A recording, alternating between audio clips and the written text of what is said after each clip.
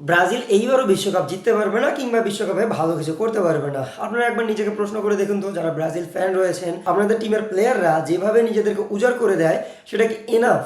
আপনাদের টিমের প্লেয়ারের যে পরিমাণ ডেডিকেশন রয়েছে ন্যাশনাল টিমের প্রতি, তার চাইতে তাদের ডেডিকেশন বেশি রয়েছে তাদের ক্লাব ফুটবলের প্রতি। একটাবার নিজেকে প্রশ্ন করে দেখুন তো, আর্জেন্টিনার প্লেয়াররা যে পরিমাণ ইফোর্ট দেয় নিজেদের ন্যাশনাল টিমের জন্য, যে পরিমাণ ডেডিকেশন তাদের ন্যাশনাল টিমের প্রতি, তার সমপরিমাণ ডেডিকেশন কি ব্রাজিলের বর্তমানে স্কোয়াডে যে প্লেয়ারগুলো রয়েছে তাদের একজনেরও রয়েছে? আমার মনে হয় যে তাদের কারো ডেডিকেশন ওই পরিমাণে নেই, এবং এই জন্যই বর্তমানে আর্জেন্টিনা টপ লেভেলে রয়েছে এবং বর্তমানে ব্রাজিলের অবস্থা এতটা খারাপ। আমি কিন্তু ব্রাজিল ফ্যান নই, ইভেন আমি আর্জেন্টিনা ফ্যানও নই, কিন্তু আমি যখন এই দুইটা টিমের খেলা দেখি তখন আমি ইজিলি বলতে পারি যে আর্জেন্টিনার প্লেয়াররা তাদের টিমের জন্য 100% দেয়, ব্রাজিলের প্লেয়াররা দেয় না। কারণ তাদের ডেডিকেশনটা তাদের ক্লাব ফুটবলের প্রতি বেশি, কিন্তু তাদের ডেডিকেশনটা তাদের ন্যাশনাল টিমের প্রতি অনেক কম। যদি তাদের ডেডিকেশনটা তারা যে পরিমাণ ক্লাব ফুটবলের প্রতি দেখায় তার কিঞ্চিত পরিমাণ যদি তারা ন্যাশনাল টিমের প্রতি দেখায়, তাহলে বর্তমানে ব্রাজিলের অবস্থা এমন থাকতো না। ব্রাজিল বর্তমানে আরও উন্নতি করতো। আপনারা বলতে পারেন ভিনিসিয়া জুনিয়রের কথা, আপনারা বলতে পারেন রাফিনার কথা, মার্কিউনাসের কথা, ইভেন গ্যাব্রিয়েল ম্যাগালাইস। তারা কিন্তু তাদের ক্লাবকে বেশি প্রায়োরিটি দেয়, প্রায়োরিটিটা তাদের ক্লাবের হয়ে ট্রফি জেতার প্রতি বেশি। তাদের ন্যাশনাল টিমের সাথে ওই পরিমাণ বন্ডিং নেই, কিংবা ন্যাশনাল টিমের সাথে তারা ওই পরিমাণ অ্যাটাচ করতে পারে না, কিংবা তাদের ডেডিকেশন লেভেল তাদের ক্লাবের জন্য যে পরিমাণ, তার কিঞ্চিত পরিমাণও তাদের ন্যাশনাল টিমের জন্য নেই। আমি কিন্তু ব্রাজিল ফ্যান নই, কিংবা আমি আর্জেন্টিনার ফ্যানও নই, কিন্তু আমি যখন এই দুইটা টিমের খেলা দেখি তখন আমার মনে হয় যে আর্জেন্টিনার প্লেয়াররা তাদের টিমের জন্য 100% দেয়, কিন্তু ব্রাজিলের প্লেয়াররা সেটা দেয় না। এবং ফ্রান্সের সাথে এই যে ম্যাচটা হলো ব্রাজিলের, এই ম্যাচটা দেখে এটা আরও ক্লিয়ার হয়ে গিয়েছি যে এই ম্যাচটাতে কোনো প্লেয়ারই তাদের টিমের জন্য 100% দিচ্ছে না। এবং এমনটা যদি চলতে থাকে এবং এমন পারফরমেন্স তারা যদি ওয়ার্ল্ড কাপে ডেলিভার করে, আমার মনে হয় না তারা বেশি দূর এগোতে পারবে। এখন আপনারা বলতে পারেন যে নেইমার জুনিয়রকে আনলে কি এই টিমটা ঠিক হয়ে যাবে? ঠিক না হোক, কিছুটা উন্নতি হবে। যেক্ষেত্রে ফ্রান্সের এই গেমটা যদি আপনারা খুব ভালোভাবে খেয়াল করে দেখেন, তাহলে দেখবেন 50-55 মিনিট কিংবা 60 মিনিটের ওইদিকে গিয়ে যখন ওপামেকানো রেড কার্ড পায়, ডাউন ফ্রান্সকেও ব্রাজিল বিট করতে পারেনি। তার অন্যতম কারণ হচ্ছে তাদের ওই পরিমাণ ইফোর্ট ম্যাচে ছিল না। এক্ষেত্রে আপনারা বলতে পারেন যে ফ্রান্স টেকনিক্যালি অনেক বেশি ফিট। টেকনিক্যালি ফিট হওয়ার পরও যখন আপনার 10 ম্যানকে বিট করতে পারেন না, তখন আপনারা কীভাবে হেক্সা মিশনের চিন্তা করেন? একটা করে আমাকে বুঝান যে আপনারা কী হিসেবে চিন্তা করতেছেন যে এই টিম নিয়ে আপনারা হেক্সা মিশন কমপ্লিট করতে পারবেন? এই টিমে কার পারফরমেন্স আপনাদের চোখে পড়েছে এই যে ফ্রান্স এবং ব্রাজিলের ম্যাচটাতে? লুইস হেনরিকে কিংবা ওয়েসলি, এই দুটো প্লেয়ার ছাড়া আমি তো অন্য কোনো প্লেয়ার দেখতেছি না যাদের পারফরমেন্স ওইভাবে চোখে পড়ার মতো।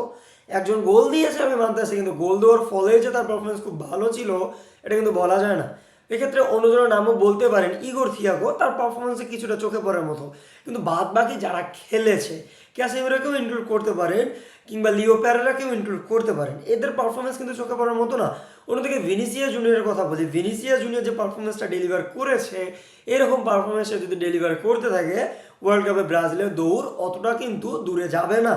কারণ সে যেভাবে মিস করতেছিল এই ম্যাচটাতে, বিশেষ করে লাস্টের দিকে একটা চান্স ছিল তার সমতায় ফেরার, কিন্তু সেই চান্সটা সে কনভার্ট করতে পারেনি। অন্যদিকে রাফিনার কথা তো নাই বললাম, রাফিনার পারফরমেন্স ওইরকম চোখে পড়ার মতো না। হ্যাঁ, বার্সেলোনার হয়ে সে অসাধারণ পারফরমেন্স ডেলিভার করতেছে, কিন্তু ন্যাশনাল টিমের হয়ে তারা ওইভাবে খেলতে পারতেছে না। সেম ভিনিসিয়াস জুনিয়রের ক্ষেত্রে হচ্ছে, সে এখন বর্তমানে আমাদের রিয়াল মাদ্রিদের হয়ে উড়ে দূরে পারফরমেন্স করতেছে, কিন্তু ব্রাজিলের হয়ে যখন খেলতেছে তখন তার পারফরমেন্স চোখে পড়ার মতোই না।